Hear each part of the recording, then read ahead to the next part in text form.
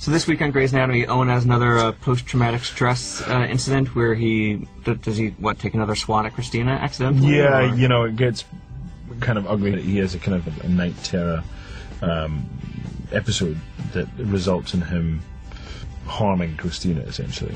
It's going to become the catalyst for him to really sort his stuff out and become whole again. For her, really, he really loves her, and he wants to make things good for her and not to be this burden to her and not to harm her. Obviously, it's the last thing he wants. Those scenes with you and Sandra Oh are so intense. How do you possibly prepare for them? You know, you just do. I mean, I'm lucky in this respect that I get to work with Sandra, because she's such a committed artist and actor. But, obviously the writers and I, we've done a lot of research. This is an ongoing problem for a lot of returning veterans right now.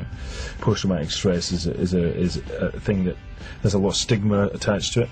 And I think it's great that this show is actually really grasping this nettle and is telling this story properly and exploring it and really getting down there and getting dirty with it and saying this is affecting many families and many people right now. So, we talked to a lot of veterans and also people who are helping rehabilitate people and get them acclimatized to civilian life again and, get their lives back on track after some of these terrible things that stay with you and affect you psychologically. You said he's going to have to take some steps in order to repair himself. Is that what leads him to the shrink played by Amy Madigan? Yeah, very quickly after this thing with Christina. He's still kind of fighting with admitting it, but he realizes with Derek's help, because Derek is aware of what's going on as well, that this is treatable. Derek makes a point of saying to him that this is not a lifelong disease. This is not a death sentence of you're going to have this thing for the rest of your life. There is a way out of this. So he starts to see Amy Madigan's character, and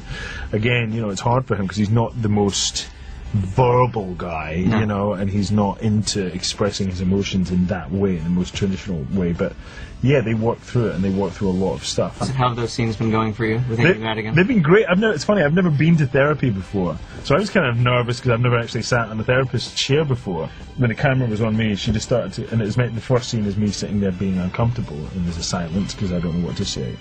And she just starts throwing these improvised questions at me, saying, "Was this your first time in therapy?" And I'm like, "I don't have a line, so I'm not," And then she was really into it. She was really into kind of making me as uncomfortable as possible for the close-ups. Obviously, the show wants to address this as realistically as possible, and you've definitely been given some Emmy caliber material here. But might there be some lighter moments on the horizon for Owen and Christina along the way? Yeah, I think the thing about these guys is that, what we saw in the season premiere is pretty much, the way I see it, is that I know from Owen's point of view, he pretty much fell for her as soon as he saw her. In a way, I feel as though the journey of this season is for them to get back to that. Okay. For them to get back to that kind of, because it was in the premiere before this terrible event happened to Owen, he was, a pretty gregarious, impulsive guy. Oh, yeah.